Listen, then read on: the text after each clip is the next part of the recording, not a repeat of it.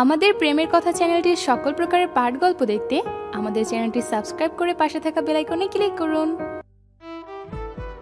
সারা রাস্তায় আরু চুপচাপ ছিল।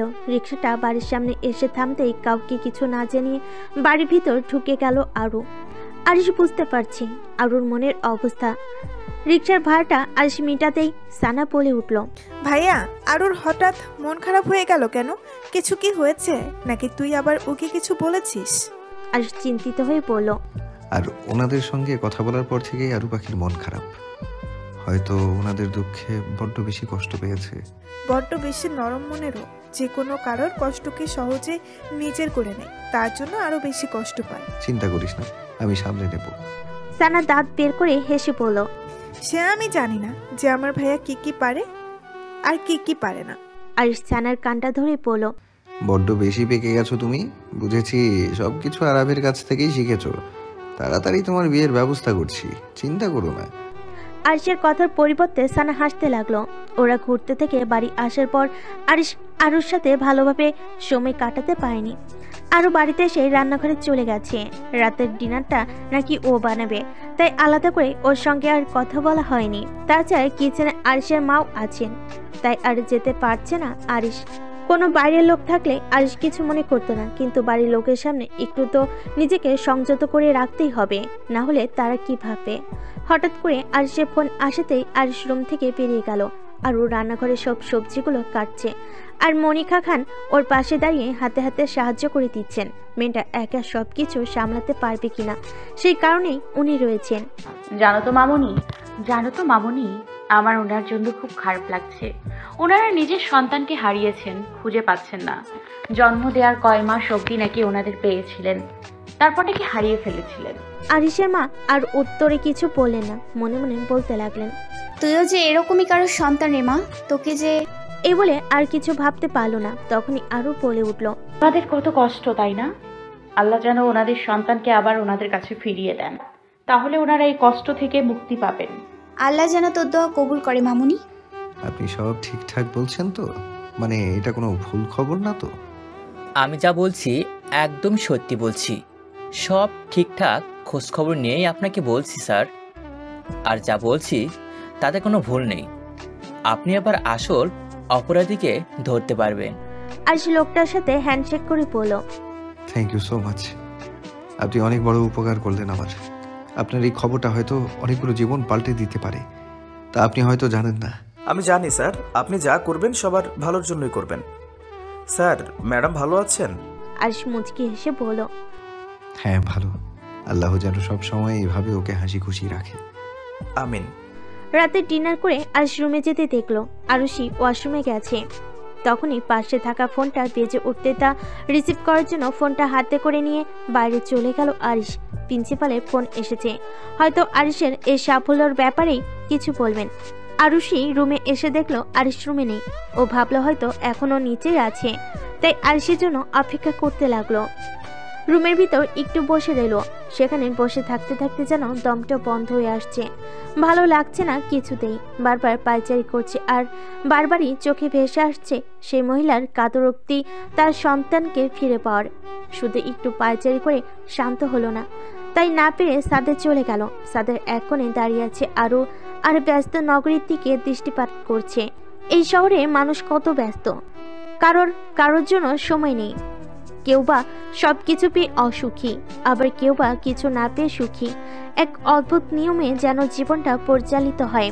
যেভাবে সৃষ্টিকর্তা ওদেরকে এগিয়ে নিয়ে যাচ্ছে তেমনভাবে এগোচ্ছে। হাসি, দুঃখ, বেদনা, আনন্দ সব কিছু মিলেই জীবনটা চলে যাচ্ছে। জীবনের প্রতি অভিযোগ করলেও তা বৃথা, কারণ সৃষ্টিকর্তা নিজেই তেমনটা চেয়েছেন। তিনি যেমন দুঃখ দেন, আবার দুঃখের পরও কষ্টটা নির্মূল করে দেন আনন্দ দিয়ে। তাই সময়ের অপেক্ষা করে আর বিধাতার উপর ভরসা রাখা উচিত। বাইরে ঠান্ডা বাতাসগুলো যেন আর শরীর আর মন উভয়কে ছুঁয়ে যাচ্ছে। এত ক্লান্ত আর ব্যস্ততার মাঝেও নিজেকে অনেকটাই স্নিগ্ধ লাগছে আরুর। তবে পাশে যদি এখন আরিশ দাঁড়িয়ে থাকতো তাহলে মন্দ হতো না, এই কথাটা আরু মনে মনে ভাবছিল। তখনই হঠাৎ পেটে কারো শীতল হাতের স্পর্শ পেয়ে কিঞ্চিত কেঁপে উঠল আরু। বুঝতে বাকি রইল না যে প্রিয় মানুষের কথা মনে পড়তেই সে হাজিরা দিতে এখন তার কাছে উপস্থিত। খোপা করে রাখা চুলগুলো আলতো করে স্পর্শ করে খুলে দিল আরিশ। খোপাটা খুলে দিতেই চুলগুলো ছড়িয়ে পড়ল আর তার প্রায় কোমর ছুঁই ছুঁই। আরিশ এখন আরো চুলের ঘ্রাণ নিতে ব্যস্ত। বড্ড ভালোবাসি আরু পাখি তোমাকে। তুমি হিনা, আমি নিঃস্ব। তুমি আমার জীবনের শেষ সম্পদ, আমার পরিণীতা। আরও আরিশের কথা শুনে মুচকি হাসলো। হাজারো কষ্টের মাঝে আরিশের বলা কথাগুলো যেন ওর সমস্ত ক্লান্তি দূর করে দেয়। অদ্ভুত এক ভালো লাগা কাজ করে তখন। আরুষিকে আরিশ নিজের দিকে ঘুরিয়ে নিয়ে বলতে শুরু করলো, এমন করছো কেন আরু পাখি? আমি কি কোনো ভুল করে ফেলেছি? আরুষি মুখের এক চিলতে হাসি রেখে আরিশের গালে আলতো করে স্পর্শ করে বলল, আপনি কেন কোনো ভুল করতে যাবেন? আমি জানি আপনি আমাকে কতটা ভালোবাসেন। আপনি যদি আপনার ভালোবাসা প্রকাশে কখনো ব্যর্থ হন, তবু আমি ভাববো যে আপনি আমাকে ভালোবাসেন। হয়তো আমি একটু পাগলামও করি, তবে আপনার ভালোবাসা পাওয়ার জন্য তো করি। আপনার কাছে যদি এই ছোট ছোট আবদারগুলো আর এই দুষ্টুমিগুলো না করতে পারি, তাহলে আমার জীবনে আর অবশিষ্টাংশ হিসেবে কিছুই রইল না। আর আজকে যেন এক অন্য আরুষিকে দেখছে। আজকে ওর মাঝে একজন রমণীর আভাস স্পষ্ট, যে সমস্ত জটিলতার সমাধান খোঁজার সাপেক্ষিকতা বজায় রাখতে পারে। আরিশ খেয়াল করলো যে আরুষি কিছুটা হলেও বিকালের ঘটনা থেকে বেরিয়ে আসতে পেরেছে। তাই আর কোনোভাবে আরুষিকে সেই সমস্ত কথাগুলো মনে করিয়ে ওর মুডটা খারাপ করতে চায় না। হঠাৎ করে আরিশ খেয়াল করলো আরুষির চোখের কোণে জল জমে আছে। মুহূর্তেই ওর বুকের ভেতরটা মোচড়িয়ে উঠল। চোখের কোণে জমে থাকা জলটা এক কোণ দিয়ে গড়িয়ে পড়তেই আরিশ ওর বৃদ্ধাঙ্গুল দিয়ে তা মুছে দিল। তোমার কি হয়েছে আরু পাখি, আমাকে বলো। আরুষি আরিশের চোখের দিকে তাকিয়ে পড়ল। আমি আপনার পরিণীতা হয়ে আপনাকে পৃথিবীর সকল ভালোবাসা এনে দিতে চাই। সকল ভালোবাসা আপনার কাছে উজাড় করে দিতে চাই। নিজের সবটুকু দিয়ে ভালোবাসতে চাই। আমি একজন মা হতে চাই, আর একজন মা হওয়ার সুখ অনুভব করতে চাই। আরিশ আরুষির কথা শুনে অনেক অবাক হলো। হঠাৎ করে আরুষির এমন পরিবর্তনে বাকরুদ্ধ। কি বলবে ঠিক বুঝে উঠতে পারছে না। আরিশ নেশাগ্রস্ত কণ্ঠে বলল, তুমি এখন বড্ড ছোট আরু পাখি। ভিডিওর এই পর্যায়ে আপনাদের জানাতে চাই এক নতুন ও মজাদার অনলাইন ক্যাসিনো সম্পর্কে, যার নাম বেনজাই বেট। এতে রোজ লক্ষ লক্ষ মানুষ খেলছে এবং প্রতিদিন প্রচুর নগদ অর্থ জিতছে। এখানে রয়েছে 3 লক্ষের অধিক active player. Aviator, Crazy Time, Funky Time, Coin Flip, Sweet Bonanza, Poker Slots, live casino সবই এখানে আছে এবং খুব শীঘ্রই স্পোর্টস গেমও যুক্ত হবে। এছাড়া বিকাশ নগদ এবং রকেট দিয়ে তাড়াতাড়ি ডিপোজিট ও উইথড্র করতে পারবেন। এরই সাথে 24 ঘন্টা সপ্তাহে 7 দিন সাপোর্ট তো থাকছেই। তাই এখনই নতুন অফারে অংশগ্রহণ করুন। নিচের পিন কমেন্টে ক্লিক করে সাইন আপ করুন এবং প্রোমো কোড ব্যবহার করুন। প্রথম ডিপোজিটে 100% ওয়েলকাম বোনাস এবং 25,000 টাকা পর্যন্ত বোনাস প্লাস 200টি ফ্রি স্পিন পাবেন। এই সুযোগ মিস করবেন না। এখন চলুন গল্পে ফেরা যাক। দেবেন কি আমায় সেই সুযোগ? ভালোবাসবেন কি আমায়? ভালোবাসার এমন একটা পর্যায়ে এসে আরিশের আর কিছুই বলা নেই। ও নিজেও চায় আরুষিকে নিজের সমস্তটা দিয়ে ভালোবাসতে। তাহলে আর আরুর কথার কোনো উত্তর না দিয়ে আরুষির চোখের পাতায় ভালোবাসার পরশ একে ওকে কোলে তুলে নিল। সকাল 11টা। আরিশের বাড়ির সবাই বসে আছে অডিটোরিয়ামের প্রথম সারিতে ভার্সিটির টপারের বাড়ির লোক হিসাবে। সবার মুখ খুশিতে ঝলমল করছে। আরিশের বাড়ির লোকের মাঝে আরুকে বসতে দেখে সবাই যেন একটু অবাকই হচ্ছে। তবে আরিশের সাথে আরু ঠিক কী সম্পর্ক তা বুঝতে পারছে না। অনেকেই ভাবছে যে আরু আরিশের বোন। তবে যার জন্য এত বড় অনুষ্ঠানের আয়োজন করা হয়েছে সে নিজেই উপস্থিত নেই। অনেকক্ষণ হয়ে গেল সবাই অপেক্ষা করছে। তবে আরিশের আসার নাম নেই দেখে সানা আরুকে বলে উঠল, ভাইয়া কোথায় রে? ওকে তো দেখতে পেলাম না, কখন আসবে? জানি না ঠিক, আমার ফোনটাও তো তুলছে না। ওদের কথার মাঝে হঠাৎ তিথি এসে উপস্থিত হলো। বেশ হাসি মুখে আরুর পাশে বসলো। তিথিকে হাসি মুখে দেখে আরুর মনটা যেন ভরে গেল। তিথির মুখে হাসি দেখে খুব ভালো লাগছে। হয়তো কোনো খুশির খবর আছে। আরু আর দেরি না করে তিথিকে জিজ্ঞাসা করলো, আজকে মনে হচ্ছে তিথি ম্যাডামের মুডটা খুব ভালো, তা কোনো খুশির খবর নাকি? তিথি আনন্দে আরুকে জড়িয়ে ধরে বলতে লাগলো, এবার আমার বাড়ির লোক নাহিদকে ঠিক মেনে নেবে, আমি শিওর। আর না করতে পারবে না। আরু ভুরু কুচকে অনেক কৌতূহলের সাথে বলল, হঠাৎ কি হলো রে? কোনো মিরাক্কেল? আর নাহিদ একটা কোম্পানিতে জব পেয়ে গেছে, খুব ভালো স্যালারি দেবে বলল।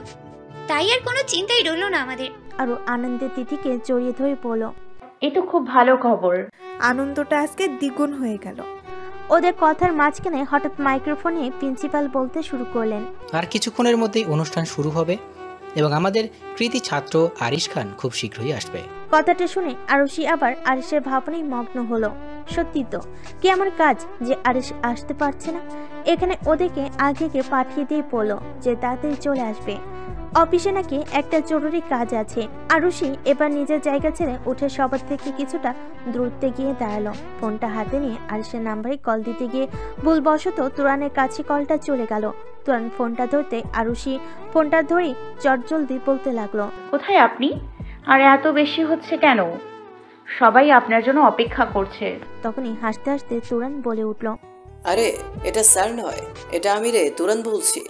স্যার তো কিছুক্ষণ আগে বেরিয়ে গেলেন, অনেক তাড়াহুড়োর মধ্যে ছিলেন মনে হলো, কিন্তু এখন তোর তাড়াহুড়ো দেখে বুঝতে পারছি যে সত্যিই ওনার কোনো তাড়া আছে। আরুষি একটু ভেবেচাকা খেয়ে গেল, তারপর কোনো রকম নিজেকে সামলে নিয়ে বলল, সরি, আমি ভাবলাম উনি হয়তো। সমস্যা নেই, আসলে অফিসে একটা নিউ স্টাফ জয়েন হওয়ার জন্য তাকে স্যার সব কিছু বুঝিয়ে দিচ্ছিলেন, কাজগুলো তাই একটু দেরি হয়ে গেল। ছেলেটা আমাদের বয়সী, প্রায় বা আমাদের থেকে হয়তো কিছুটা বয়সে বড় হবে। কি যেন নাম? ও হ্যাঁ, নাহিদ হয়তো। নাহিদ নামটা শুনে আরো অবাক হয়ে গেল, কারণ কিছুক্ষণ আগে তিথি আরুকে বলেছিল যে নাহিদ ভাইয়া কোনো জব পেয়েছে। তাহলে তা কি আরিশের অফিসে? তখনই তুরান বলে উঠল, কোন অনুষ্ঠানে গেছিস? আসলে কলেজ থেকে ওনাকে সম্বর্ধনা দেবে, সেই জন্য এখানে এসেছে। আর উনি নিজেই এখন বেপাত্তা। তুরান হাসতে হাসতে বলল, আচ্ছা, তাহলে এই সময় আমি এইভাবে নষ্ট করতে দিতে চাই না। আমি এখন রাখলাম, পরে কথা হবে। বলে ফোনটা রেখে দিল। আরু যেন সবকিছু মিলে উঠতে পারছে না। পিছন ঘুরে তাকাতেই দেখলো দৌড় দৌড় করে আরিশ ওর দিকে এগিয়ে আসছে, সম্পূর্ণ অগোছালো দেখাচ্ছে। আরুর কাছে এসে আরিশ ক্রমাগত হাঁপাতে লাগলো। আই এম রিয়েলি সরি আরু পাখি, একটা জরুরি কাজ ছিল বলেই দেরি হয়ে গেল। আরু ভাবলো যে এই সমস্ত কথা পরে বলাও যেতে পারে, এখনই বলে আরিশকে ব্যতিব্যস্ত করার কোনো দরকার নেই। আরু আরিশের কাছে গিয়ে ওর অগোছালো চুলগুলোকে নিজের হাতে দিয়ে ঠিক করার চেষ্টা করলো। সামান্য কিছুটা পরিপাটি করে পাঞ্জাবি খুলে থাকা বোতামটা যত্ন সহকারে লাগিয়ে দিল। আরুষি মুচকি এসে বলল, আমি জানি, তবে এখন সবার আপনাকে প্রয়োজন, তাই আপনি চলুন। বলে আরিশের হাত ধরে এগিয়ে গেল। আরও আরিশের হাত ধরে কিছুটা এগিয়ে গেল সামনের দিকে। তারপর কিছুটা ভিড়ের মাঝে যেতেই আরিশের হাতটা ছেড়ে দিল। আরিশ আরুর দিকে তাকালো। কি হলো আরু পাখি, হাতটা ছেড়ে দিলে যে? বাকিটুকু কি আমার সাথে চলবে না? আরুষি মুচকি একটা হাসি দিয়ে বলল, জীবনের সফলতার এতটা পথ যখন নিজে একাই চলে এসেছে, তখন সাফল্য অর্জনের সময় সম্পূর্ণ কৃতিত্বটা আপনারই থাক, তাই আপনি একাই যাবেন। আরিশ আরুর কথা শুনে মুচকি এসে আরুর হাতটা আরো শক্ত করে চেপে ধরলো। তারপর বলতে লাগলো, জীবনের সফল হওয়ার চেষ্টা করেছি, তখন আমি হয়তো একা ছিলাম, কিন্তু সফলতায় চূড়ান্ত শিখরে গিয়ে আমি তোমাকে পেয়েছি। তাই মাঝপথে এসে তোমার হাতটা ছেড়ে দিয়ে কাপুরুষের মতো একা একা সম্পূর্ণ কৃতিত্বটা নেয়া আমার স্বভাবের মধ্যে পড়ে না। যাদের যা প্রাপ্য তাদেরকে তার সম্পূর্ণ মর্যাদা দিতে আমি কখনোই দ্বিধাবোধ করব না, সে তুমি হোক আর যেই হোক। আরিচে আরুর প্রকৃত জীবন সঙ্গী তা আগেই বারবার প্রমাণ করে, কেবল কথাতে নয় কাজেও তা বারবার প্রমাণ করেছে। সে জানে আরিশ স্বার্থপরদের মতো নয়, যারা জীবনের সফলতা পেয়ে সকলকে তুচ্ছ তাচ্ছিল্যের চোখে দেখবে। হঠাৎ আরিশ আরুষিকে বলল, আমার কি আজকে খুব সুন্দর লাগছে আরু পাখি? মানে মেয়েরা কি আজকে আমাকে দেখে পাগল হয়ে যাবে? আরুষি আরিশের পাশে গিয়ে ওর হাতটা শক্ত করে চেপে ধরল। এই হাত যখন একবার ধরেছি তখন অন্য সকল হাতের স্পর্শ থেকে বাঁচিয়ে রাখবো, তাই সে বিষয়ে নিশ্চিন্ত থাকুন। দেখেছো, তুমি এই সহজ কথাটাকে কত সহজভাবে বুঝলে, কিন্তু আমার সাফল্যের ব্যাপারটাকে নিয়ে তুমি কত জটিলতা সৃষ্টি করলে। আরু মুচকি হেসে বলল, চলুন। আরিশ আরুর নাকটা টেনে দিয়ে বলল, চলো আরু পাখি। আরিশ আরুর হাতটা ধরে ওকে নিয়ে গিয়ে চেয়ারে বসিয়ে দিল। সবাই ওদের দিকে তাকিয়ে রয়েছে, বুঝতে পারছে যে দুজনের মধ্যে কোনো একটা সম্পর্ক আছে। কে কি ভাবলো তাতে বরাবরই দৃষ্টিপাত করে না আরিশ, তাই আজকেও ওর দিকে কে কিভাবে তাকিয়ে আছে তা নিয়ে ওর কোনো মাথা ব্যথা নেই। এতক্ষণ কোথায় ছিলি? সবাই অপেক্ষা করছে তোর জন্য, প্রোগ্রামটাও থেমে রয়েছে।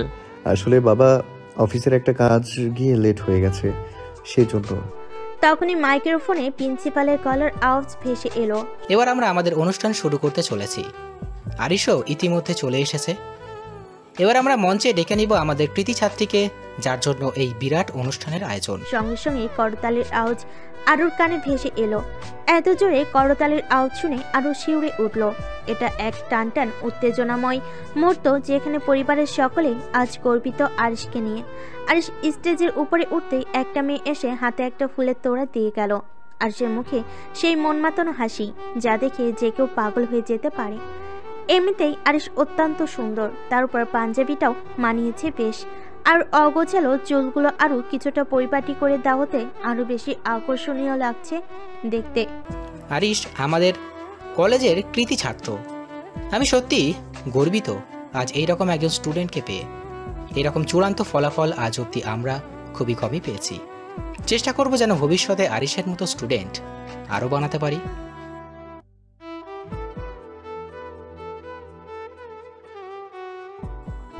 বলে মাইক্রোফোনটা আরিশের হাতে ধরিয়ে দিলেন। মাইক্রোফোনটা হাতে নিয়ে আরিশ কোনো রকম ইতস্তত বোধ করল না, নির্বিঘ্নে নির্দ্বিধায় বলতে লাগলো।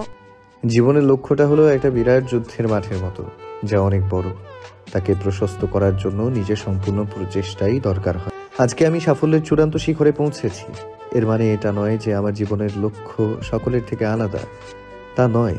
আমিও একজন সাধারণ মানুষের মতোই, যে নিজের পরিবার, পরিজন, আত্মীয় স্বজন নিয়ে সমান তালে মেতে থাকে। পরিবারের সাপোর্টটা হলো সবচেয়ে বড় জিনিস, যা কেউ হয়তো পায় আর কেউ হয়তো পায় না। তবে আমি খুবই লাকি আমার পরিবারের প্রত্যেকটা সদস্যকে পেয়ে। তারা আমার জীবনটাকে রঙিন করে দিতে সমানভাবে আগ্রহী ভূমিকা গ্রহণ করেছে। তাই আমি চাইব আমার এই সাফল্যের দিনে আমার আনন্দের সঙ্গে তাদেরকেও সামিল করতে। তাই আমি চাই তারা যেন স্টেজে উঠে আসেন। আজ ডাকা মাত্রই একটা স্টুডেন্ট ওদের সকলকে নিয়ে গেল স্টেজের কাছে। আরু যেতে না চাইলে সানা আরুর হাত ধরে টেনে টেনে নিয়ে গেল। স্টেজে সবাই দাঁড়িয়ে রয়েছে আর আরু সানার পিছনে নিজেকে লুকিয়ে রেখেছে। আর আবার বলতে শুরু করলো, মা বাবা জীবনের সবচেয়ে বড় একটা অংশ। ছোট থেকে তারাই লালন পালন করেছেন, সঠিক শিক্ষায় শিক্ষিত করে তুলেছেন। তাই তাদেরকে ধন্যবাদ দেওয়ার মতো চূড়ান্ত পাপ আমি কখনোই করতে চাই না। তারা আমার সব। এটা হলো আমার বোন সানা। সানাকে উদ্দেশ্য করে বলছি, আমার জীবনের একটা অংশ, যে সব সময় আমার জীবনটাকে ঝলমল করে রেখেছে। আর last but not the least বলে কিছুটা হেঁটে গিয়ে পিছন থেকে আরুর হাতটা ধরে সামনে এনে সাইড থেকে জড়িয়ে ধরলো শক্ত করে। আয়ুষকে চেপে ধরে আছে আর সমস্ত শরীরটা যেন কাঁপতেছে। সত্যি আয়ুষ ওর জন্য এতটা করতে পারে, তা আজ নিজের চোখে না দেখলেই বিশ্বাসই হতো না। ইনি হলেন আমার ওয়াইফ বিনতে আরুশি খান। আমার জীবনের সবচেয়ে অন্যতম গুরুত্বপূর্ণ একটা অংশ, যাকে আমি চাইলেও কখনো নিজের থেকে আলাদা করতে পারবো না। কিভাবে একটা মানুষকে ভালোবাসতে হয় তা আমি আমার আরু পাখির থেকেই শিখেছি। আর জীবনের শেষ সময় অবধি আমি তার হাত ধরেই চলতে চাই। আরু চোখটা ছলছল করছে। আরিশের কথা শুনে না পেরে আরু সকলের সামনে আরিশকে জড়িয়ে ধরলো আর কেঁদে দিল। চারিদিক থেকে হাততালির আওয়াজ শোনা যাচ্ছে। কলেজের ছেলেরা কেউ কেউ চিঠি দিচ্ছে, নানান উৎসাহজনিত কথা বলছে। জীবনের এমন একটা পর্যায়ে এসে এত বড় পাওয়া আরু জীবনে পূর্ণতা এনে দিয়েছে। ছাদের উপরে আরুষি বসে আছে দোলনায়, আর আরিশ পিছন থেকে ওকে দোল দিচ্ছে। আরুষি এবার উঠে গিয়ে আরিশের হাত ধরে আরিশকে দোলনায় বসালো শক্ত করে। আরু আরিশের হাতটা ধরে বলল, আপনি আমাকে এত ভালোবাসেন কেন বলুন তো? আরিশ আরুন্নাকে হালকা করে কিস করে বলল, তোমাকে দেখেই আমার ভালোবাসতে ইচ্ছে করে, তাই আর না ভালোবেসে পারি বলো? আমি কিন্তু মজা করছি না, আমি সত্যি কথা বলছি। বলুন আপনি কেন এত ভালোবাসেন আমাকে? আমার মধ্যে আপনি এমন কি পেয়েছেন যাতে আপনি আমার প্রেমে পড়েছেন? আমার থেকেও তো আরো অনেক ভালো আর সুন্দরী মেয়ে আছে। আমি তোমাকে ভালোবাসি কারণ তুমি সবার থেকে আলাদা। যেমন? এই যে কদিন পরে তুমি আমার বাবুর আম্মু হবে, তাই। আরু বুঝতে পারলো যে আরিশ এখন লজ্জা দেওয়ার জন্য ওকে এসব কথা বলবে, তাই দরকার নেই ওর উত্তর জানার। কথা ঘোরানোর জন্য বলল, কই না তো। আপনি যতই বলুন যে না, আমি জানি যে আপনি জবটা দিয়েছেন। হ্যাঁ দিয়েছি, কারণ ওনার এটার বড্ড দরকার ছিল। জবটা না থাকলে ওনাকে নিজের ভালোবাসার মানুষকে হারাতে হবে, আর আমি তা কি করে দেখি বলো? কিন্তু আপনি নাহিদ ভাইয়াকে চিনলেন কি করে? আরিশ একটা দীর্ঘ নিঃশ্বাস নিয়ে বলল, মনে আছে সানা যেদিন ঘুরতে গেছিল সেদিনের কথা? তুমি বোর ফিল করছিলে, আর তোমাকে বাড়ির গেটের সামনে ড্রপ করে আমি বেরিয়ে গেলাম। নাহিদ ভাইকে খোঁজার জন্যই গেছিলাম। অবশেষে ওনাকে পেলাম। সবকিছু জানার পর এক মুহূর্ত ভাবলাম না সিদ্ধান্ত নিতে, তাই ওনার জবটা দিয়ে দিয়েছিলাম অফিসে। আর এরপরেও যদি তিথির বাড়ি থেকে না মানে, তাহলে আমি নিজের দায়িত্বে ওদের বিয়েটা দেব। আপনি কত ভাবেন সবার জন্য বলে আরিশের কাঁধে মাথা রাখলো। আমাকে এভাবেই সারা জীবন ভালোবেসে যাবেন, আমি আর কিচ্ছু চাই না। আকাশের উজ্জ্বল চাঁদটার দিকে তাকিয়ে মুচকি হাসলো আরিশ। চাঁদটাও যেন আজ সমান তালে ওর সঙ্গে খুশি। সকালবেলা আরও রান্নাঘরে ব্রেকফাস্ট বানাচ্ছে, যদিও আনিকা খান নিজে বানাচ্ছেন আর আরও কেবল হাতে হাত ধরে হেল্প করে দিচ্ছে, কারণ আরও কিছু করতে চাইলে আনিকা খান করতে দেন না। আরও ওঠার সাথে সাথেই আরিশকে ডেকে দিয়েছিল। তারপর দুজনে কিছু খুনসুটি চলার পর আরও নিচে নেমে এলো, আর আরিশ এখন ওয়াশরুমে ফ্রেশ হচ্ছে। কিছুক্ষণ পর আরিশ নিচে আসতেই দেখলো পরিবেশটা সম্পূর্ণ নিস্তব্ধ। সকলে সেখানে উপস্থিত থাকলেও কেউ কোনো কথা বলছে না। সকলের মাঝে দেখতে পেল ওর খালাম্মা রেনু খান আর রাইসাকে, তবে হাতে রয়েছে লাগেজ। তাদের পাশে দাঁড়িয়ে রয়েছে গাড়ির ড্রাইভার, সে হয়তো সেগুলো গাড়িতে নিয়ে যাওয়ার জন্যই অপেক্ষা করছে। আরিশ রাইসা আর ওর খালাম্মুকে দেখে কৌতূহল নিয়ে বলল, হোয়াট এ সারপ্রাইজ! তোমরা কখন এলে? রাইসা কিন্তু করতে করতে বলল, আমরা কালকে রাতে এসেছি তোমার এমন খুশির খবর শুনে। তবে তুই ততক্ষণে ঘুমিয়ে পড়েছিলি, সারাদিনের ধকলে ক্লান্ত ছিলি, তাই আর তোকে ডাকলাম না, যদিও আমাদের আসতে অনেকটা দেরি হয়েছিল। রেনু খান কিছুটা রেগে আছেন, তা ওনার মুখ দেখে বোঝা যাচ্ছে, কিন্তু কি কারণ সেটা বুঝতে পারছে না। তাহলে এতক্ষণে কি আরুষিকে নিয়ে আবার কোনো ঝামেলা করলো উনি? তখনই আরিশ আরুর দিকে তাকিয়ে দেখলো আরুষের মুখটা বেশ খুশি, তার মানে এমন কিছু হয়েছে যা আরুষি তাতে খুব খুশি। কিন্তু কি হয়েছে সেটা এখন ওর মাথার উপর দিয়ে যাচ্ছে, কেউ কিছুই বলছে না, সকলেই নিস্তব্ধ প্রায়। তাহলে তোমাদের হাতে এত লাগেজ কেন? তোরা কি আবার কোথাও যাচ্ছিস? রেনু খান মুখ বেঁকিয়ে বলেন আরুকে উদ্দেশ্য করে, তোর বইয়ের জন্য আর থাকতে পারলাম কই, ওর জন্যই তো আমার মেয়ে এত অপদস্থ হয়েছে, বারবার ওকে হেনস্থ করেছে, আর সেই দুঃখে তো আমার মেয়ে চলেই যাচ্ছে। নাহলে তুই তো জানিসই ও তোকে কতটা চায়। রাস্তা হাতের ইশারা করে ওর মাকে থামিয়ে দিয়ে বলল, আহ মা, তুমি থামবে? এসব কথা কেন শুরু করলে আবার? আর যেটা সত্যি সেটা কেন বলছো না? আমার এখানে ভালো লাগছে না, তাই আমি থাকছি না, এটাই। সব থেকে বড় কথা হলো, যখন ভালো লাগবে তখন আবার আসবো, হয়তো সেদিন আর আরিশকে পাবো না। কথাটা কেউ শুনতে না পেলেও আরও ঠিক বুঝতে পেরেছে যে সেই রকমই কিছু বলেছে রাইসা। দেখ রাইসা, আমার মনে হয় তুই যদি আরু পাখির উপর রাগ করে চলে যাস, তাহলে সেটা খুব ভুল করছিস। রাইসার সামনে এগিয়ে গিয়ে আরিশকে জড়িয়ে ধরলো, তারপর ফিসফিস করে বলল, হয়তো আমার ভাগ্যে তুই নেই, তাই তৃতীয় ব্যক্তি হয়েও তোর মনের মাঝে প্রবেশ করতে পারলাম না, সেখানে কেবল তোর আরু পাখির স্থান। আরিশকে ছেড়ে বলল, ভালো থাকিস বলে আরুষির দিকে একবার তাকিয়ে বেরিয়ে গেল রাইসা। ওর সাথে রেনু খানও বেরিয়ে গেলেন।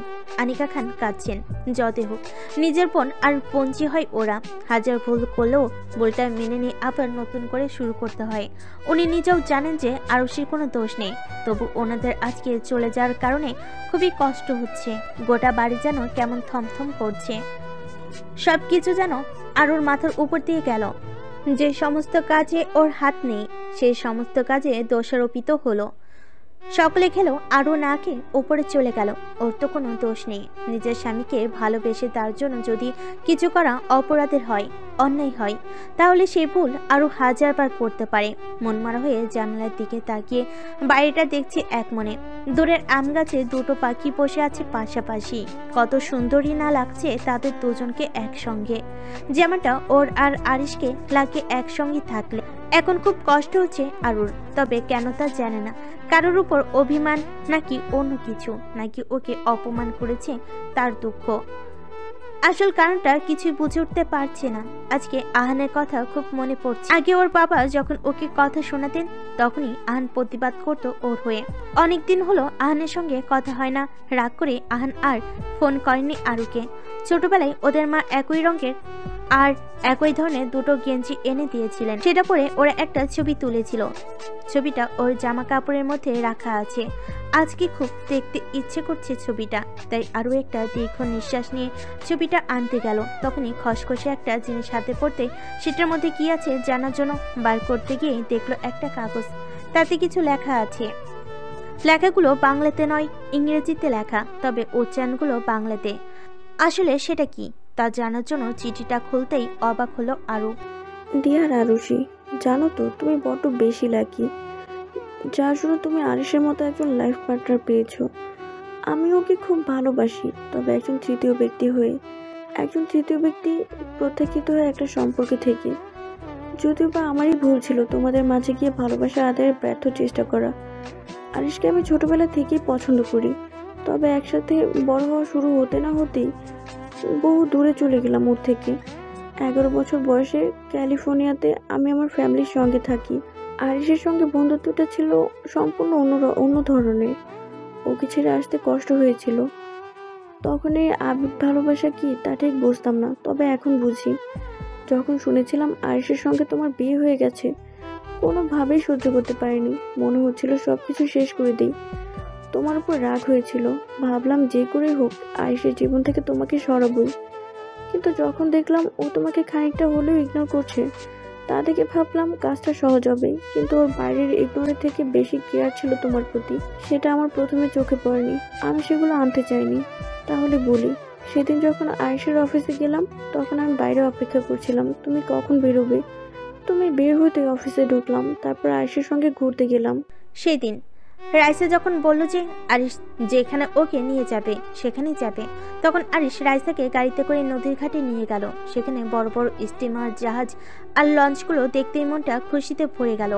আমি জানতাম তুই আমাকে এমন সারপ্রাইজ দিবে এখানে এনে। আরিশ মুচকি হাসলো, তারপর ওর হাত ধরে লঞ্চে উঠলো। রাইসা মনে মনে খুব খুশি, কারণ যতই চাইছে আরিশকে কাছে আনতে সফল হচ্ছে। আর এখন নিজেকে সফল দেখে খুব খুশি লাগছে।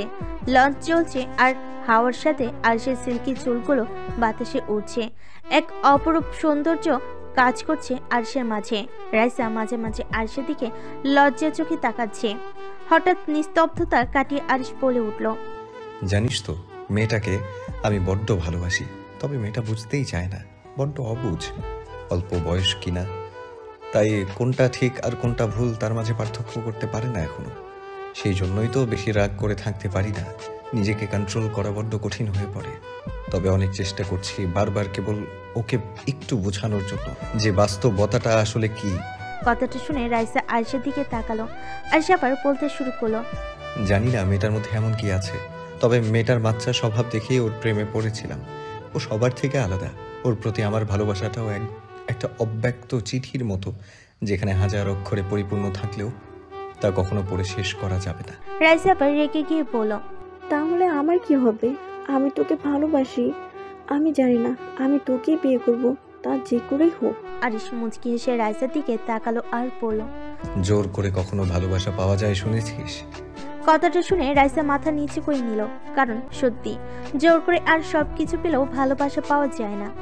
তুই হাজার চেষ্টা করলেও আমি আরু পাখিকে ছাড়বো না। ও আমার পাজরের এক একটা টুকরা।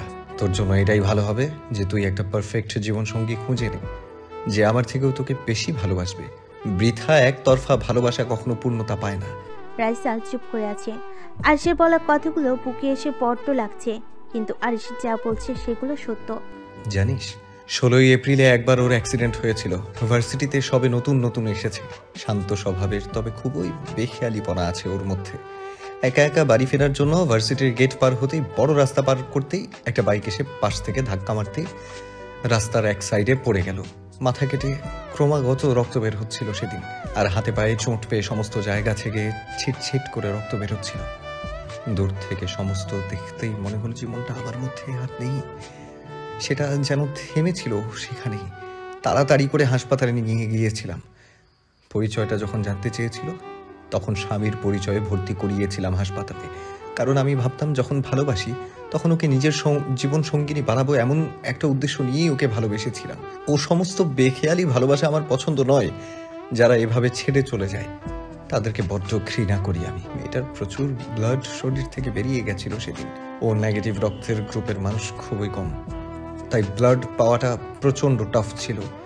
ইমিডিয়েট রক্তের প্রয়োজন ছিল ওর। সারা হাসপাতাল তন্ন তন্ন করেও খুঁজে পেলাম না একটা মানুষকেও। কেউ সাহায্যের হাত বাড়ায়নি তখন। নিজেকে কেমন পাগল পাগল মনে হয়েছিল তখন। এটাও মনে হয়েছিল যে ওর কিছু হয়ে গেলে আমিও আর বাঁচবো না।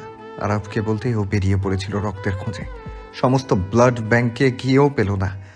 আরাফ সমস্তটাই জানতো। কথাগুলো যখন আরিশ বলছিল তখন আরিশের চোখের কোণে জল জমে এসেছিল। তার রাইসা বেশ ভালোই অনুভব করতে পেরেছে। আরিশের ভালোবাসার কথা শুনে ওর খুব কষ্ট হচ্ছে। বুঝতে চেষ্টা করছে ভালোবাসা কত প্রকার হয় আর কিভাবে একটা মানুষকে কতটা গভীরভাবে ভালোবাসতে হয়। একটা সময় যখন ব্লাড পেলাম না তখন মনে হয়েছিল ওর নয় আমার কিছু একটা হয়ে যাবে। নিজেকে নিয়ে আমি কখনোই ভাবিনি, আর ভাবতেও চাই না কখনো। কেবলই ভালো থাকুক ভালোবাসার মানুষগুলো। তারপর চোখের কোণ থেকে জমে থাকা জলটা মুছে নিয়ে পাগলের মতো হাসতে হাসতে আরিশ বলল, হয়তো নিজেকে স্বাভাবিক করার চেষ্টা করছি। আমি তখন এতটাই পাগল হয়ে গেছিলাম যে আমার নিজেরই যে ও নেগেটিভ ব্লাড গ্রুপ তা আমি ভুলেই গিয়েছিলাম। ভালোবাসার ডেফিনেশনটা ঠিক কী তা আমি এখনো বুঝে উঠতে পারিনি। তবে মজার ব্যাপার কি জানিস তো, আরু বাকি মনে করে যে ওর ভালোবাসার সংজ্ঞাটা আমি ওকে শিখিয়েছি। কি অদ্ভুত তাই না? আমরা হলাম একে অপরের পরিপূরক। স্বয়ং আল্লাহ পাক আমাদের নিজের হাতের তৈরি করে পাঠিয়েছেন। আরিশের কথা শুনে আমার আর সাহস হয়নি একটা শব্দ উচ্চারণ করার। আরিশের ভালোবাসার কথা শুনে আমি সেদিন বাকরুদ্ধ হয়েছিলাম। তবুও তোমার প্রতি হিংসা হয়েছিল খুব। এমন ভালোবাসা যদি তোমার বদলেও পেতাম তাহলে হয়তো পৃথিবীর সব থেকে সৌভাগ্যবতী আমিই হতাম। তোমার কি জানতে ইচ্ছে করে না যে আমি কেন আমার আম্মুর সঙ্গে তার ফ্রেন্ডের বাসায় গিয়েছিলাম? আমি তো চাইলে আরিশের কাছে কাছে থাকতে পারতাম, তবে কেন থাকিনি? তবে সে যাই হোক, আরিশ তোমাকে বড্ড ভালোবাসে। সেই ভালোবাসার মর্যাদা দিও, আর আশা করব তুমি আরিশকে খুব ভালোবাসবে আর ভালো রাখবে। তোমাদের আগামী দিনের জন্য অনেক শুভেচ্ছা রইল। আর ক্ষমা আমি তোমার কাছে চাইবো না, কারণ তুমি নিজেও জানো যে ভালোবাসা মানুষটাকে কাছে পাওয়ার জন্য সর্বোচ্চ সীমাটাও লঙ্ঘন করা যায়। সেটা তুমিও করো আর আমিও করেছি, তাই আমরা দুজনে সম পর্যায়ে। তাই না তোমার আমাকে সরি বলার আছে আর না আমার তোমাকে। ভালো থাকো, ইতি, রাইসা।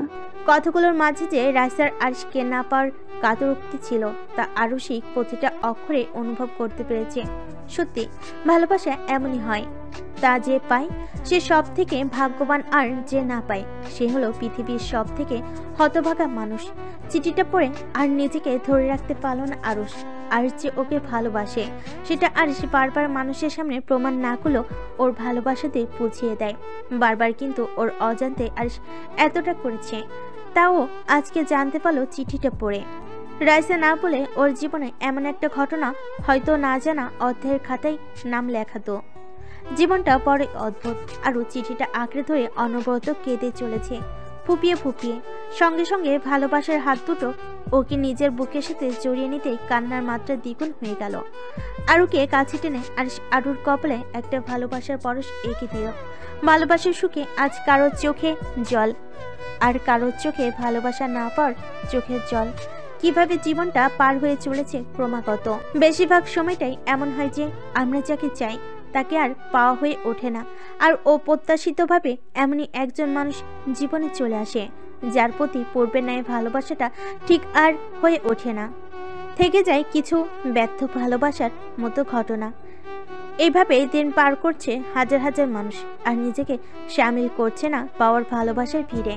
আপনি আমার সাথে কথা বলছেন না কেন? আমি কি ভুল করেছি যে আপনি আমার সাথে কথা বলছেন না? তোমাকে অত রাতে গোসল করতে বলেছি আমি যে তুমি গোসল করতে গেলে? যদি এখন জ্বর কাশি হয় তখন কি হবে? তুমি তো অসুস্থ হয়ে পড়বে। আরু কান ধরে বলে, আই এম রিয়েলি সরি। আপনি তো জানেন যে আমার ওই অবস্থায় বেশিক্ষণ থাকতে ভালো লাগে না, গোসল না করলে অস্বস্তি লাগে। আর আগের মতোই ডাইভিংয়ে মন দিল। আরুর ওপর খুব রাগ করেছে, তাই এখন কথা বলার মোডে নেই। আমি কিন্তু এবার কান্না করে দিব। আরশ তাও কিছু বলছে না দেখে আরুষি এবার আরশের হাত ধরে ঝাঁকাতে লাগলো। আরশের হাত ধরে ঝাঁকুনির ফলে গাড়িটা ডিসব্যালেন্স হয়ে গেল সামান্য। আরশ গাড়িটাকে কোনো রকম কন্ট্রোল করে আরুষির দিকে রাগি চোখে তাকালো। এখনই তো একটা বড়সড় বিপদ হয়ে যেতে পারতো। আরুষি কাচুমাচু ফেস করেই বলল, আপনি তো আমার সাথে কথা বলছেন না, তাই আমি এমনটা করলাম। আপনি আমার সাথে কথা বললে আমি কি আর আপনার মতো হাত ধরে ঝাঁকাতাম? একদম চুপচাপ বসে থাকো, না হলে এক্ষুনি গাড়ি থেকে নামিয়ে দেবো মাঝের রাস্তায়। আরুষি আরিশের ধমক শুনে একদম চুপ হয়ে গেল বাচ্চাদের মতো। ভাবলো সত্যি হয়তো আরিশকে গাড়ি থেকে নামিয়ে দেবে। সারা রাস্তায় চুপ করে এসেছে আরু। আরিশের ধমক খেয়ে আরিশের সঙ্গে আর কোনো কথা বলার সাহস পায়নি। এখন প্রায় রোজই আরিশ আরুকে ভার্সিটিতে দিয়ে আসে। কখনো কখনো আরু একা একাই আসে যখন আরিশ খুব ব্যস্ত থাকে। কলেজের সামনে গাড়ি এসে থামতেই আরু চুপচাপ নেমে গেল। তবে আজকে আরিশও গাড়ি থেকে নামলো। সাধারণত আরিশ গাড়ি থেকে নামে না, ওকে ড্রপ করে দিয়েই চলে যায়। কিন্তু আজকে গাড়ি থেকে নামতে দেখে অবাক হলো আরু। আরু আরিশকে জিজ্ঞাসা করলো, আপনি নামলেন যে? আপনি কি আজকে ভার্সিটির ভেতরে যাবেন? আরুর কথায় কোনো উত্তর না দিয়ে আরিশ এবার ভার্সিটির ভিতরে ঢুকতে লাগলো। আরুষি অবাক হয়ে গেল, কারণ আরিশ ওর কথায় উত্তর না দিয়ে ভার্সিটির ভেতরে যাচ্ছে। ব্যাপারটা ঠিক কি তা এখনো বুঝতে পারছে না। আরুষি আরিশের সাথে হেঁটে উঠতে পারছে না। আরিশ অনেক ফাস্ট হাঁটছে। আরু কোনো রকমে দৌড়ে গিয়ে আরিশের পাশে দাঁড়ালো। আরুষিকে দৌড়াতে দেখে আরিশ থেমে গেল। তারপর বলল, এই মেয়ে, তুমি কি পাগল নাকি? এভাবে দৌড়াচ্ছ? যদি এখনই পড়ে যেতে তাহলে কি হতো? আরু আরিশের পাশে দাঁড়িয়ে দাঁত বের করে হাসছে। হেসে হেসে বলল, আপনি আছেন তো আমার খেয়াল রাখার জন্য। আরিশ আবার রাগি চোখে তাকিয়ে নিয়ে আবার হাঁটতে লাগলো। ও জানে আরুর সাথে এ ব্যাপারে কথা বলে ওর কাজ নেই, কারণ এখন বাচ্চামো করাটা ওর স্বভাবে পরিণত হয়ে গেছে। আরিশ আরুর বাচ্চামোটাকেই সব থেকে বেশি ভালোবাসে। তবে ওর কেয়ারলেস স্বভাবগুলো একদমই পছন্দ নয়। বয়সের সাথে ম্যাচুরিটিটা এখনো আসেনি আরুর। সবসময় আরিশকেই আরুর খেয়াল আর যত্ন রাখতে হয়। আরুষি আর কিছু বলতে যাবে তার আগেই আরিশ প্রিন্সিপালের রুমের দিকে ঢুকে গেল। ক্লাসরুমে একা বসে আছে আরু। সানা এখনো আসেনি। আরবের সঙ্গে আসবে আর কিছুক্ষণ পরে। তিতি তো এখন আসতে পারবে না, কারণ সবে 3 দিন হলো ওর নাইট ভাইয়ের সাথে বিয়ে হয়েছে। এখন হয়তো হানিমুনে ব্যস্ত। এত সব কিছুর মাঝে আরু বসে বসে বোর হচ্ছে। আজকে যেন পৃথিবীর সব থেকে বোর জিনিসগুলো আরুর সাথে ঘুরছে। প্রথমত আরিশ কথা বলছে না ওর সাথে। তারপর সানা এখনো আসেনি। ও হুদাই একা একা বসে আছে। জানালার দিকে তাকিয়ে ভার্সিটি গার্ডেনের দিকে নজর দিল আরুষি। এতদিন লক্ষ্য করেনি যে এখানে 2টো দোলনা রয়েছে। মনটা খুশি হয়ে গেল একেবারেই তা দেখে। আরিশদের বাড়িতেও রয়েছে, তবে তাতে বেশি উঁচুতে উঠে দোলে চড়া যায় না। আরও মনে পড়লো যে এইরকম একটা দোলনা আরুষির বাড়ির পিছনে আম গাছটার নিচে ছিল, যেখানে ছোটবেলায় ও বসে থাকতো আর আহান দোল দিত ওকে। সবকিছুই বয়স বাড়ার সাথে সাথে কোথায় যেন হারিয়ে যায়, কিছুই বুঝে ওঠা যায় না। আরুষির আর ভাবতে বাকি রইল না যে এরপর ও কি করবে। ভার্সিটি ক্লাস শেষ হয়ে গেলেই বেরিয়ে গেল দোলনাটা চড়বে, না হলে একটা ক্লাস মিস দেবে। বাইরের দিকে অন্যমনস্ক হয়ে তাকিয়ে আছে আরু।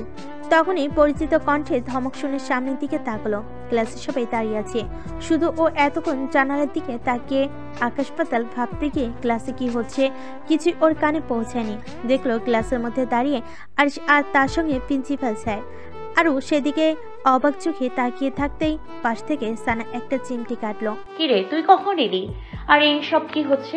আমি তো কিছুই বুঝতে পারছি না। আরুষি কথা বলার সঙ্গে সঙ্গে আরিশ ধমক দিয়ে বলল, এটা কি তোমার গল্প করার ক্লাস? আরিশের কথা শোনা মাত্রই আরও চোখ দুটো যেন গোল গোল হয়ে গেল।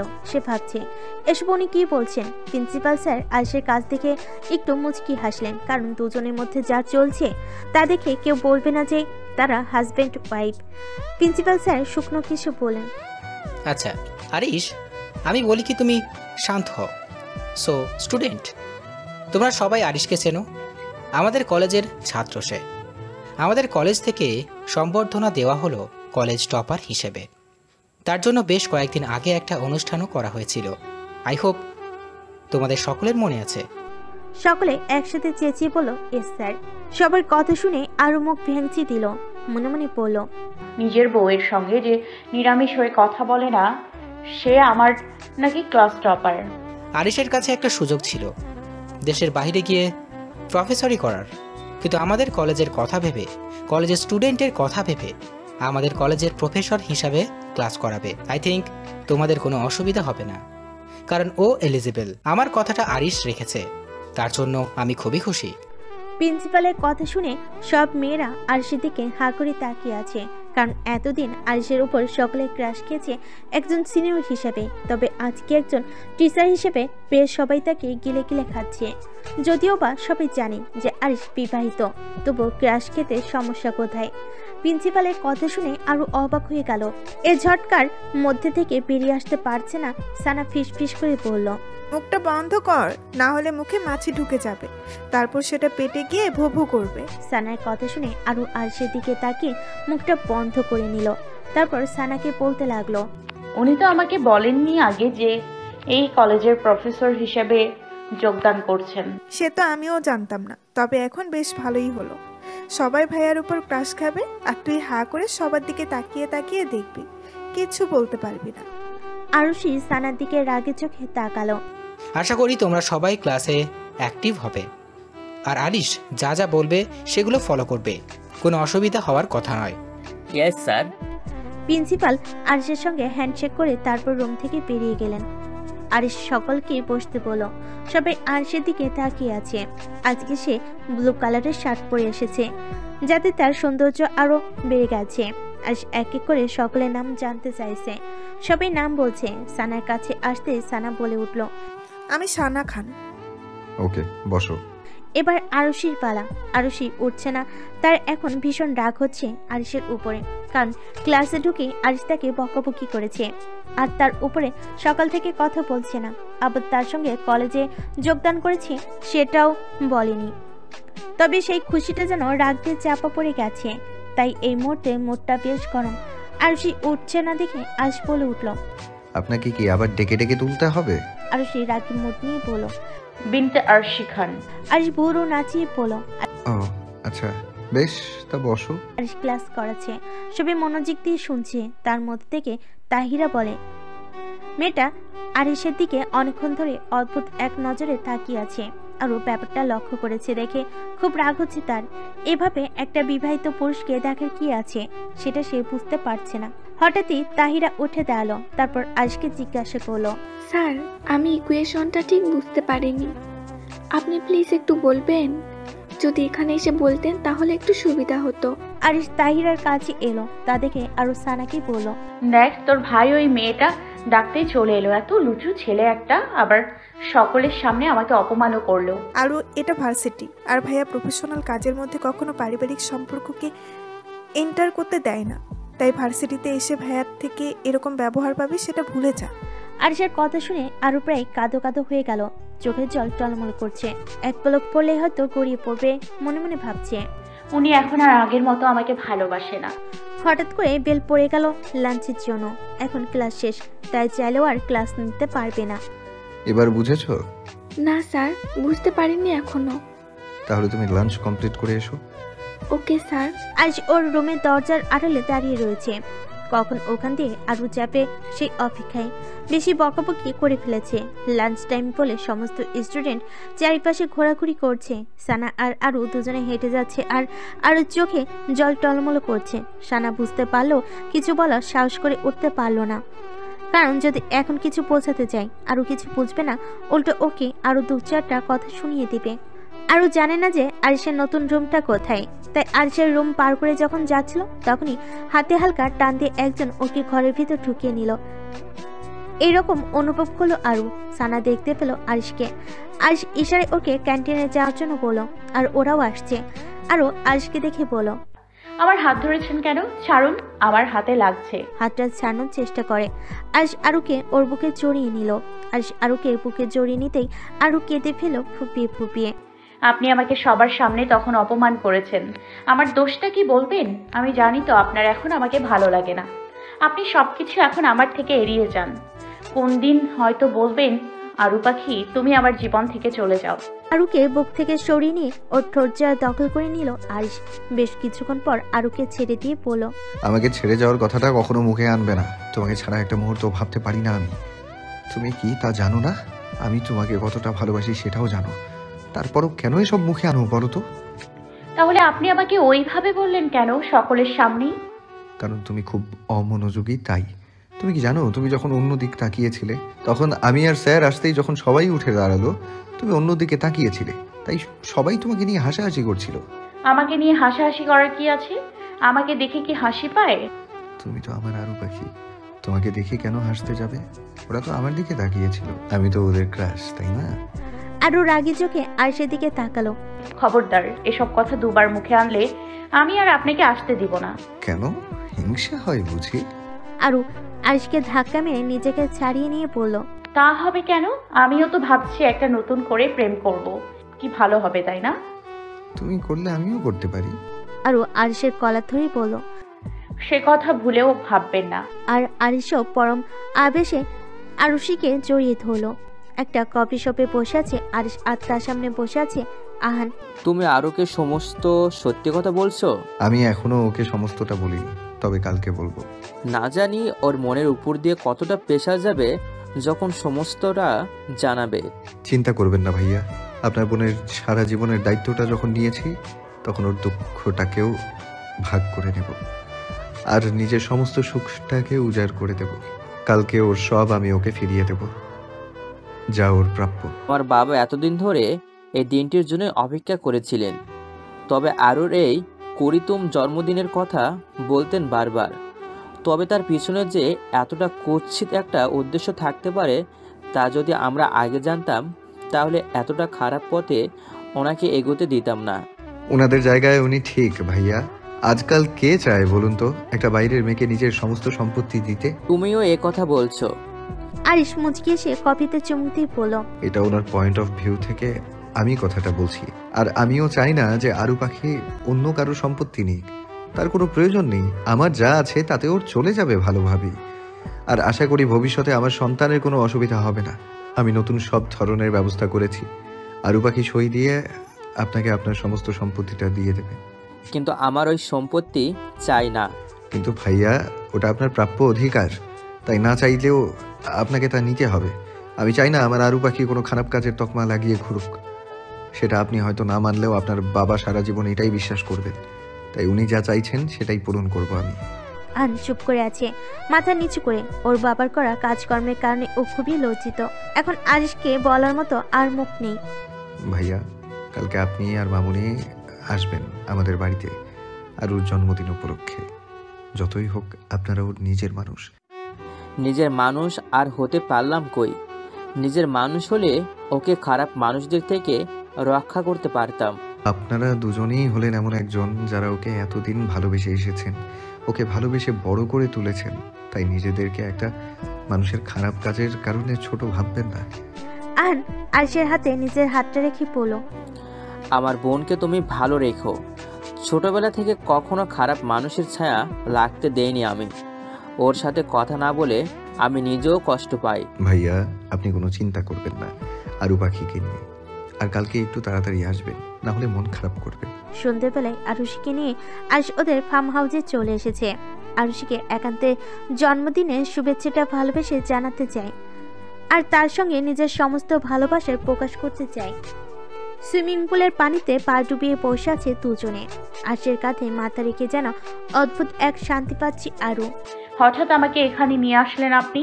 ইচ্ছা হলো তোমার সাথে একান্ত সময় কাটানোর, সেই কারণে আমি ভাবছি আবার একবার বিয়ে করব। আরিশের কথা শুনে আরুর বুকের ভিতর ধক করে উঠল। তার মানে কি সত্যি ওকে ছেড়ে দিবে? পর মুহূর্তে আরু সরে এলো আরিশের থেকে। আরিশ আরুর দিকে তাকিয়ে বলল, আরে পাগলি, আমাদের আবার বিয়ের কথা বলছি, তোমার সাথে ভাবছি আবার বিয়ে করব বলে আরুকে আবার নিজের সাথে জড়িয়ে ধরল। আরু যেন এবার প্রাণ ফিরে পেল। আরিশের বুকে মাথা রেখে চোখটা বন্ধ করে নিল, আর হাতে আরিশের শার্ট খামচে ধরে বলল, কখনো আমাকে ছেড়ে যাবে না, তাহলে সেদিনই আমি। আরিশ আর আরুকে বেশি কিছু বলতে দিল না। আরুষি ঠোঁট দুটোকে আঁকড়ে ধরল পরম আবেশে। একটা কালো কাপড় দিয়ে আরুর চোখ বেঁধে আরিশ তাকে সামনের দিকে আস্তে আস্তে এগিয়ে নিয়ে যাচ্ছে। আরু যেহেতু চোখটা বাঁধা, তাই সে জানে না আরিশ কোথায় নিয়ে যাচ্ছে, আর এরপরই বা কি হতে চলেছে। ওর আজ যে জন্মদিন সেটা ওর মনে নেই। যদি মনে থাকতো তাহলে বুঝতে পারতো যে আরিশ ওকে সারপ্রাইজ দেওয়ার জন্যই এমনটা করেছে। কিন্তু বরাবরের মতো আরুতে একটা বলদ। আরু চোখে হাত দিতে আরিশ বলে উঠল, একদম নয় আরু পাখি, আমি যখন তোমাকে চোখ খুলতে বলবো তখনই তুমি চোখ খুলবে, তার আগে নয়। আপনি আমাকে কোথায় নিয়ে যাচ্ছেন বলবেন তো, না হলে আমি বুঝবো কি করে? তোমাকে যদি এখন বলি তাহলে এভাবে আনার মানে কি? আর এত কথা বলার কি আছে? একটু চুপ করো, আর একটু পরেই তো সবকিছু দেখতে পাবে। আরও বুঝতে পারলো যে আরিশ নাছোড় বান্দা, ওকে কোনো মতেই বলবে না, তাই ও শান্তশিষ্ট মেয়ের মতো চুপ হয়ে গেল। আরিশ ঘড়ির দিকে তাকিয়ে আছে আর ক্রমাগত কাউন্টডাউন করছে। 3, 2, 1। তারপরে আরও চোখটা খুলে দিতে হঠাৎ করে কানে তীব্র একটা আওয়াজ ভেসে এলো। শব্দটার উৎস খুঁজতে গিয়ে আকাশের দিকে তাকাতে দেখলো বড় বড় অক্ষরে বাজির আলোতে লেখা আছে হ্যাপি বার্থডে আরু পাখি। আর তার সঙ্গে অজস্র সাদা আর লাল রঙের বেলুন আকাশে উড়ে যাচ্ছে।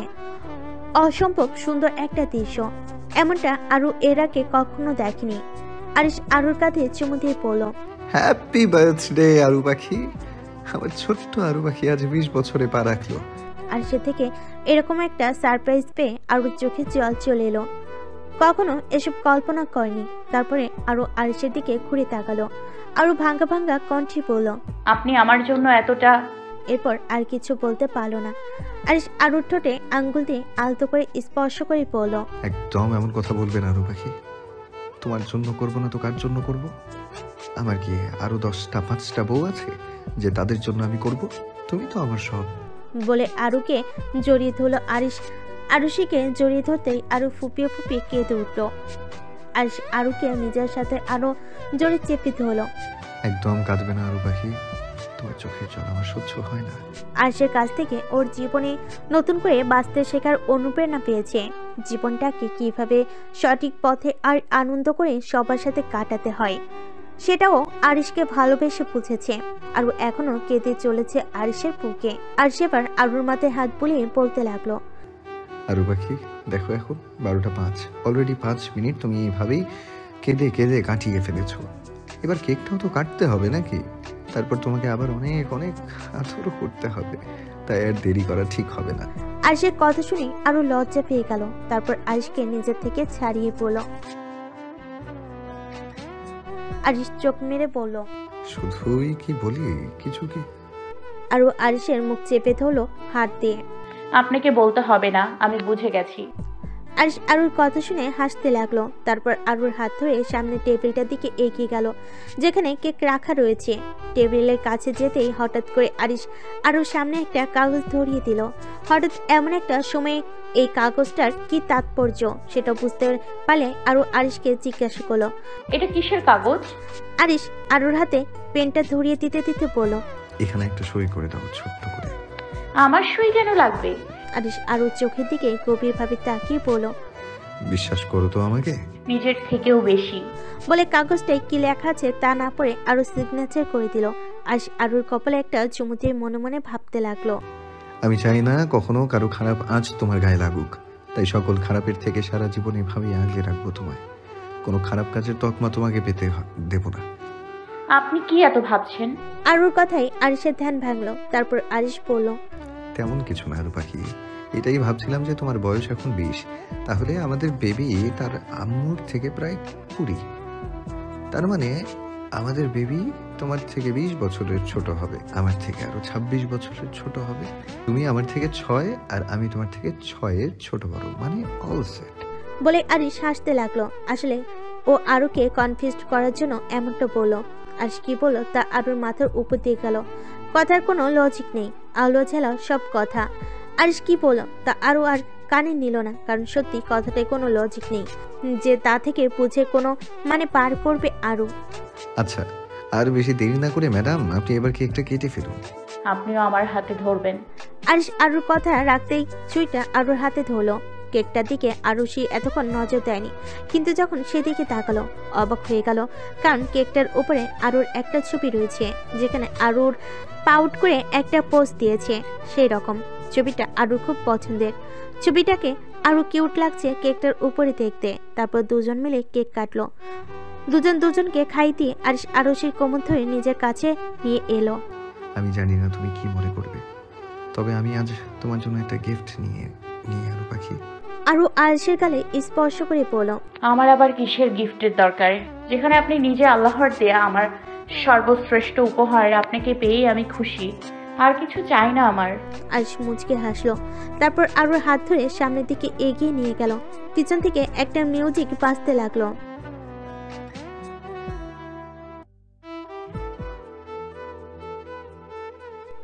গানের সাথে সমানতালে নাচছে দুজন, আর দুজন দুজনের মাঝে যেন হারিয়ে গেছে।